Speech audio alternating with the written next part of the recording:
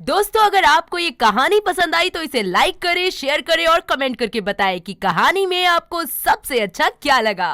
काली घनी रात में एक पुराने खंडर से दिखने वाले गेस्ट हाउस में एक पुराने से कमरे में कुछ पुरानी चीजें रखी हुई थी, जैसे एक पुराना ग्रामोफोन, कुछ एंटिक पेंटिंग्स। वहीं विनीत आलीशान बेड पर सो रहा था। कमरे में अचानक से खिड़की खुलती है और तेज हवा से पर्दे उड़ने लगते हैं। गहरी नींद में सोए विनीत को कुछ एहसास नहीं होता। तभी एकदम से हवा रुकती है और टेबल पर रखा ग्रामोफोन बजना शुरू हो जाता है, जिसकी आवाज सुनकर विनीत झटके से कांपते हुए जागता है। ये अपने आप कैसे बजने लगा? खिड़कियाँ क्यों खुली हैं? लगता है यहाँ का चौकीदार कामचोर है। इतना कहकर वो सहमे हुए बेड से उतरता है और ग्रामोफोन की तरफ बढ़ता है। तभी अचानक से खुली खिड़की झटके से बंद हो जाती है। उसकी आवाज सुन मानो विनीत के दिल की धड़कन ही रुक जाती है और वो जमीन पर गिर पड़ता है। किसी तरह सरकते हुए वो ग्रामोफोन को बंद करता है और उठकर बेड की ओर जाने लगता है। तभी ग्रामोफोन फिर से बजने लगता है और उसमें से किसी लड़की की रोने की आवाज आती है। मुझे जाने दो, मेरे साथ कुछ मत करो, मुझे बहुत चोट लगी है, बहुत दर्द हो रहा है, प्लीज मुझे जाने दो। कौन है इस कमरे में? चौकीदार, चौकीदार। जैसे जैसे वो बोलता है, ग्रामोफोन से आने वाली आवाज और तेज होती जाती है।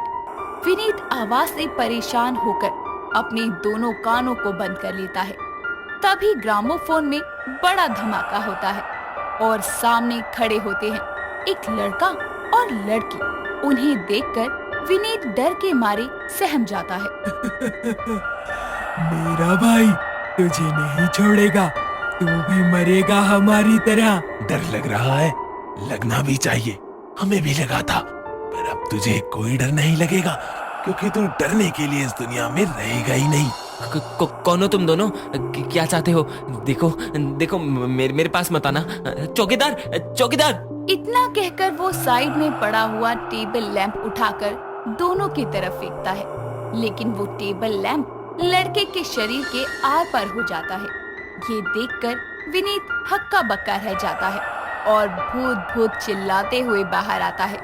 तभी उसकी आवाज सुनकर रसोई में बैठा बैठा झपकी ले रहा बूढ़ा चौकीदार झटके से उठता है और बाहर जाकर देखता है तो विनीत पसीने पसीने से कांपता हुआ उसके पास आता है। क्या हुआ साहब? भीगी बिल्ली जैसी हालत काहे बना रखी है? भूत, भूत। मुझे यहाँ नहीं रहना मुझे यहाँ। भूत कहाँ? कमरे में चाकू लिए। मुझे नहीं मरना, मैं नहीं रहूंगा यहाँ। तभी वो दोनों भाई बहन उस कमरे से बाहर आते हैं और उन्हें देखकर वो चौकीदार को धक्का देकर गेस्ट हाउस से बाहर भागता है। ये कहानी है दो भूतिया भाई बहन की, जिनकी आत्मा एक पुराने और छोटे से गेस्ट हाउस में कई सालों से भटक रही थी। वो गेस्ट हाउस शहर से कुछ ही दूरी पर था, इसीलिए आते जाते लोग उसमें रात बिताने के लिए रुक जाया करते थे। लेकिन जो भी उस गेस्ट हाउस में रात के समय रुकता, उसकी मौत हो जाती या डर के मारे वो विनीत की तरह वहाँ से भाग जाया करता। लेकिन वहाँ रुकने वाले किसी भी इंसान ने उन दो भूतिया भाई बहन को ना देखा हो, ऐसा हो ही नहीं सकता। लेकिन अजीब बात ये थी कि वहाँ रहने वाले बूढ़े चौकीदार को भूतिया भाई बहन ने अब तक नुकसान नहीं पहुँचाया था। समय बीतता है। एक रोज अविका अपने दो दोस्तों विशाल और राखी के साथ वीकेंड एंजॉय करने गाड़ी से कहीं जा रही होती है। तभी रास्ते में उनकी गाड़ी खराब हो जाती है। लो भाई, हो गया बेड़ा गर्क, अभी सुनसान सड़क पर बैठो पसर के। गाड़ी की सर्विसिंग अच्छे से करवा ली थी मैंने, फिर भी ये बंद पड़ गई। तूने सर्विस उधार कराई होगी, उसी का नतीजा है। अबे मैं तेरी तरह ना कंगली नहीं हूँ, मुझे खुद नहीं समझ आ रहा ये कैसे बंद पड़ गई। हाँ तो गाड़ी से पूछ ले, यही बता देगी। कुछ ढंग का भी बोल लिया कर। अभी इस सुनसान सड़क पर क्या करें? बैठ के मंजीरा बजाते हैं। अबे रात थोड़ी है, दिन है। 11 नंबर की बस पकड़ते हैं और चलते हैं। अब यहाँ तुझे बस कहाँ मिलेगी? ए माते, तू चुप रहे और सामान पकड़ के चलना शुरू कर। तीनों गाड़ी को लॉक करके आगे बढ़ने लगते हैं। कुछ दूर जाने पर उन्हें वही पुराना सा गेस्ट हाउस नजर आता है। तीनों अंदर जाते हैं तो उन्हें चौकीदार झाड़ू लगाता दिखाई देता है। यार ऐसा खंडर सा गेस्ट हाउस और ये बूढ़ा बाबा देखकर अजीब सी ही फीलिंग आ रही है। चुप कर, ये गेस्ट हाउस तेरी शकल से ज्यादा अजीब नहीं है, और वैसे भी जब तक गाड़ी ठीक नहीं होती हमें यहीं रुकना पड़ेगा। सुनिए, वो यहाँ से गुजर रहे थे तो हमारी गाड़ी खराब हो गई। क्या कुछ समय के लिए हम यहाँ रुक सकते हैं? रुक सको तो रुक जाओ, आगे जाकर बाईं तरफ को 3 कमरे हैं। शुक्रिया, पेमेंट हम जाते हुए कर देंगे। तुम्हारी मर्जी। इतना कहकर चौकीदार फिर से झाड़ू लगाने लगता है। तीनों अलग अलग कमरे में जाकर आराम करने लगते हैं। सूरज डूबने के साथ धीरे धीरे रात होती है। विशाल और अविका खाने के लिए हॉल में आते हैं, लेकिन राखी अपने कमरे में अभी तक सो रही होती है। इस महारानी को पेट पूजा नहीं करनी क्या? नहीं, मना कर रही है। तूने मैकेनिक को कॉल कर दिया? हाँ कर दिया, कह रहा था कि रात हो चुकी है तो कल दोपहर तक ही आ पाएगा। तुम लोग रात को यहीं रुकने वाले हो? हाँ, आपको कोई दिक्कत? नहीं, लेकिन रात यहाँ ना गुजारो तो अच्छा रहेगा। दोनों चौकीदार की बात पर ध्यान नहीं देती और खाना खाकर अपने कमरों में सोने चले जाते हैं। आधी रात के वक्त भूख लगने पर राखी उठकर अपने कमरे से बाहर जाने लगती है। तभी ग्रामोफोन अचानक से बजने लगता है। राखी सहम जाती है और उसे बंद करने उसके पास जाती है तो उसे वही आवाज सुनाई देती है। मुझे जाने दो, मेरे साथ कुछ मत करो, मुझे बहुत चोट लगी है, बहुत दर्द हो रहा है, प्लीज मुझे जाने दो। ये क्या बज रहा है इस भोपू में? वो डरती हुई दरवाजे की तरफ जाती है। तभी अचानक दोनों भूतिया भाई बहन बंद दरवाजे में से निकलते हुए उसे दिखाई देते हैं और उन्हें देखकर राखी डर से कांपने लगती है। तू मरेगी, सब मरेंगे, क्योंकि हम भी यही मरे हैं। जो यहाँ आएगा मौत की नींद सो जाएगा।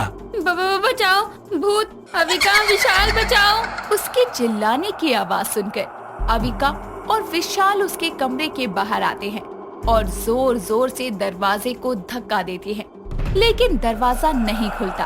तभी विशाल दरवाजे पर लात मारता है और दरवाजा खुलता है और सामने पड़ी होती है खून से लिपटी राखी की लाश।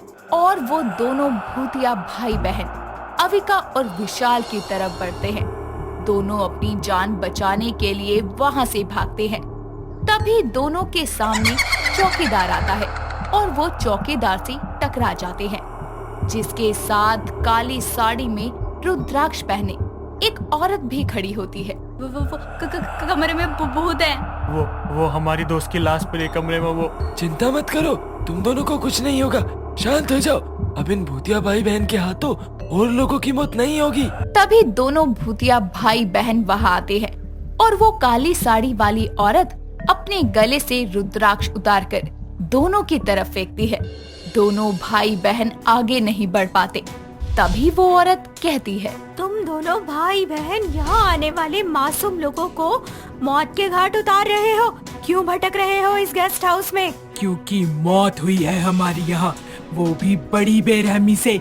यहाँ आए कुछ लोगों ने मुझे और मेरे भाई को मार डाला। हम तो गरीब होने के कारण यहाँ काम किया करते थे, लेकिन उन लोगों की गंदी नजर मेरी बहन पर थी। उन्होंने इसके साथ जबरदस्ती करनी चाहिए और जब मैंने रोका तो उन्होंने चाकू से बार बार वार कर कर हमें मौत के घाट उतार दिया। तब से हम दोनों यहीं भटक रहे हैं और यहाँ आने जाने वाले लोगों को मौत की नींद सुला रहे हैं। इस बुड्ढे को कुछ नहीं किया तो इसने अपना असली रंग दिखा दिया। तुम दोनों आत्माएं हो और अपने साथ हुए गलत के चलते तुम बाकी के मासूम लोगों को नुकसान पहुंचा रहे हो। ये बहुत गलत है। इतना कहकर वो अपनी मुट्ठी आगे करती है और मंत्र पढ़कर मुट्ठी में रखी भभूत उन दोनों पर डालती है। भभूत पड़ते ही दोनों भूतिया भाई बहन तड़पने लगते हैं और कुछ देर में दोनों धुएं के रूप में बदल जाते हैं और औरत उन्हें अभिमंत्रित कांच की बोतल में कैद कर लेती है। जैस्मिन अपने पति रोनी के साथ में मूवी देखकर घर आ रही होती है। तभी उसे रास्ते में वो बोलती है, आज जो आपने मूवी दिखाई है, कसम से रोम रोम में रोमांस जाग गया। मेरा तो मन कर रहा था वहीं आपको गले लगाकर किस्सी दे दूं। अरे मूवी भी तो रोमांस के किंग इमरान हाशमी की थी, रोमांस तो जागना ही था। और जागे हुए रोमांस को सोने क्यों दिया मैडम आपने? अपने पति के साथ ही तो आई थी आप, कर लेती किसी। अच्छा, तो हीरो का नाम इमरान हाशमी है, मैं तो उसकी फैन हो गई। अब से हम उसी की मूवी देखने जाया करेंगे। क्यों रोमांस भरना है अपने अंदर? वो तो मुझ में कूट कूट के भरा हुआ है। कुछ ही देर में रोनी और जैस्मिन घर पहुंच जाते हैं, जहां रोनी की मां साधना उन्हें देखकर बोलती है, आ गए तुम दोनों, दर्शन हो गए अच्छे से? हाँ माँ, हो गए। भीड़ नहीं होती ना रात में, इसलिए अच्छे से दर्शन हो गए। अच्छा, प्रसाद तो दो। अब प्रसाद में क्या माँ जी को मूवी की टिकट दोगे? अरे नहीं, सोचने तो क्या बोलूं। हाँ माँ, वो पूजा की थाली हम मंदिर में ही भुलाए, रास्ते में याद आया था, पर फिर मैंने सोचा क्या वापस जाना, इसीलिए हम घर आ गए। अच्छा, कोई बात नहीं, चलो अब तुम दोनों आराम कर लो। दोनों अपने कमरे में रेस्ट करने चले जाते हैं। अगले दिन जब जैस्मिन रसोई में खाना बना रही होती है, तभी उसकी सास साधना वहाँ आकर बोलती है, अच्छा बहू, कल कौन से मंदिर गए थे तुम दोनों, जरा बताना। वो क्या है ना, सामने वाली पड़ोसन है ना, वो मुझसे कह रही थी मंदिर जाने को, तो मैं सोच रही हूँ कि उनके साथ ही चली जाऊँ। अरे माँ जी, वो तो रोनी जी को पता है, रात को जब आएंगे तो पूछ लेना आप। अच्छा, तुझे नहीं पता? चल कोई बात नहीं, मैं पड़ोसन के घर जा रही हूँ, कुछ देर में आती हूँ। साधना के बाहर जाते ही जैस्मिन रसोई से बाहर आती है और टीवी ऑन करके इमरान हाशमी की मूवी देखने लगती है। कुछ ही देर में उसकी फिल्म खत्म हो जाती है। तभी उसकी सास भी घर वापस आ जाती है और अपनी बहू को ऐसे टीवी के सामने बैठा देखकर साधना बोलती है, अरे बहू, क्या देख रही है टीवी में? वो माँ जी, भीगे होठ। क्या? अरे माँ जी, एक सीरियल देख रही थी, उसमें हीरो के सारे नोट भीग जाते हैं बारिश में, तो वही बोला था मैंने, भीगे नोट। अच्छा, मुझे तो कुछ और ही सुनाई दिया। खैर जाने दो, मैं अपने कमरे में जा रही हूँ आराम करने। साधना अपने कमरे में चली जाती है। कुछ ही देर में शाम होती है और रोनी घर आकर बोलता है, जैस, पानी लाना, बहुत प्यास लगी है। अरे, आपको पानी की प्यास लगी थी? मुझे लगा। क्या लगा मैडम आपको? मुझे भी बताओ, मैं भी तो जानूं कि आजकल मेरी बीवी को क्या क्या लगने लगा है। कुछ नहीं, जाने दो, तुम नहीं समझोगे। अरे ऐसे कैसे जाने दूं? अब तो बताना पड़ेगा। और क्यों नहीं समझूंगा, पति हूँ तुम्हारा, मेरे बिना कोई और थोड़ी समझेगा। रोनी जैस्मिन को अपने करीब खींचता है। इतने में ही अचानक से वहाँ साधना आ जाती है। उसको ऐसे देखकर दोनों दूर हो जाते हैं।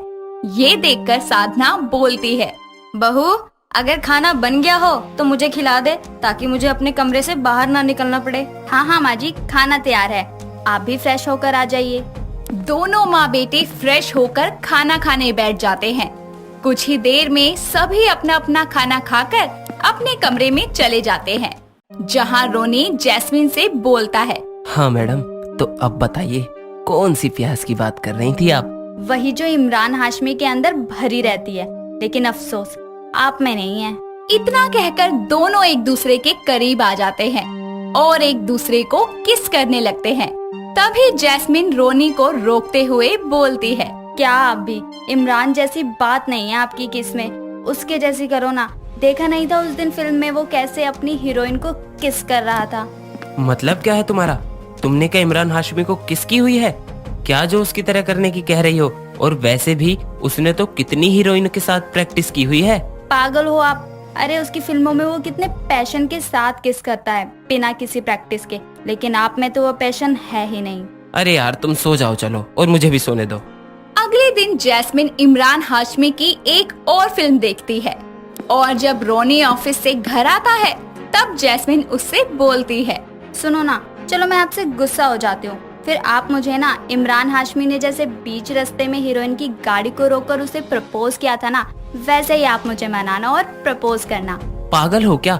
एक तो मैं थका हारा आया हूँ, पानी तक तो पूछा नहीं, ऊपर से फालतू काम करने को बोल रही हो। ये फालतू काम नहीं है और इमरान जैसा कुछ भी नहीं है आपके अंदर। वो फिल्म में पूरा दिन काम करने के बाद भी अपनी गर्लफ्रेंड को बोलता है, तुझे सुबह तक करूँ प्यार, और आपसे तो रात में भी नहीं होता। रोनी जैस्मिन को इग्नोर करके कमरे में चला जाता है। ऐसे ही एक दिन साधना बैठकर टीवी देख रही होती है। तभी उसके सामने बैठी जैस्मिन अपने फोन में गाने सुनते हुए साधना में इमरान हाशमी को देखने लगती है। और गाना गाते हुए बोलती है, भीगे होठ तेरे, प्यासा दिल मेरा लगे। बहू ये क्या गंदी हरकत कर रही है? माँ जी क्या हुआ? माँ जी मैंने क्या किया? अरे तू मेरे चेहरे के करीब आकर वो गाना गाने लगी, भीगे होठ प्यासा दिल। तौबा तौबा, अरे मुझसे तो बोला भी नहीं जा रहा। वो माँ जी माफ कर दो, मैं जरा भावनाओं में इधर उधर बह गई थी। अरे बहना है तो रोनी के आगे बहना बहू, मैं अपने कमरे में ही ठीक हूँ। इतना बोलकर साधना अपने कमरे में चली जाती है। अगले दिन पूरा परिवार बैठकर टीवी पर न्यूज देख रहा होता है, जिसमें दिखाते हैं कि इमरान हाशमी उनके शहर आने वाला है। ये देखकर जैस्मिन खुशी से बोलती है, वाह, इमरान हाशमी हमारे शहर आ रहा है, मैं तो पक्का मिलने जाऊंगी। आप भी चलोगे ना? क्या अगर कहीं इमरान हाशमी को ये पसंद आ गई तो मेरी बीवी मुझे छोड़ देगी। मैं ठीक है चल लूंगा। कुछ दिन बाद में वो दिन आ जाता है जब इमरान हाशमी जैस्मिन के शहर आता है और जैस्मिन रोनी के साथ उसी जगह पहुंचती है। तभी भीड़ में से आगे जाकर रोनी इमरान हाशमी को आवाज लगाकर बोलता है, सर एक बार मेरी बीवी से मिल लो, वो आपकी बहुत बड़ी फैन है। ये बात सुनकर इमरान हाशमी उसे पास बुला के बोलता है, अरे भाई, हर कोई मुझसे अपनी बीवी और गर्लफ्रेंड छुपाता है और तुम मुझसे मिलवाने ले आए, वाह यार। सर वो आपकी फैन है और मैं उसका, मतलब मैं उससे बहुत प्यार करता हूँ, लेकिन जब से वो आपकी फैन बनी है उसको हर चीज में आपके जैसी परफेक्शन चाहिए जो मैं नहीं दे पाता, इसीलिए वो मुझसे थोड़ी सी खफा थी। तो आपसे मिलवाने के बहाने ही उसने मुझसे काफी दिनों बाद प्यार से बात की है। बस भाई तुमने तो इमोशनल कर दिया। अच्छा बुलाओ, कहाँ है तुम्हारी बीवी? रोनी जैस्मिन को इमरान के पास लेकर जाता है, जिसके बाद वो खुशी से फूलते हुए बोलती है, इमरान जी मैं आपकी बहुत बड़ी फैन हूँ, मुझे आपका स्टाइल, आपका रोमांस सब पसंद है। प्लीज मेरे पति को कुछ टिप्स दीजिए ना।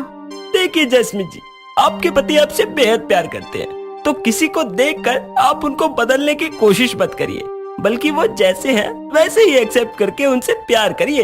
आप सही कह रहे हैं सर, मैं भी इनसे बहुत प्यार करती हूँ और अब इनको किसी की तरह बनने को नहीं कहूँगी, क्योंकि ये जैसे हैं वैसे ही बहुत अमेजिंग और रोमांटिक हैं। Thank you so much sir, आपसे मिलकर बहुत अच्छा लगा। इमरान हाशमी से मिलने के बाद जैस्मिन को अपने पति के सच्चे प्यार का एहसास होता है और वो दोबारा कभी भी उसे बदलने की कोशिश नहीं करती। हर रोज एक नई कहानी देखने के लिए चैनल को सब्सक्राइब करें और बेल आइकन दबाना ना भूलें।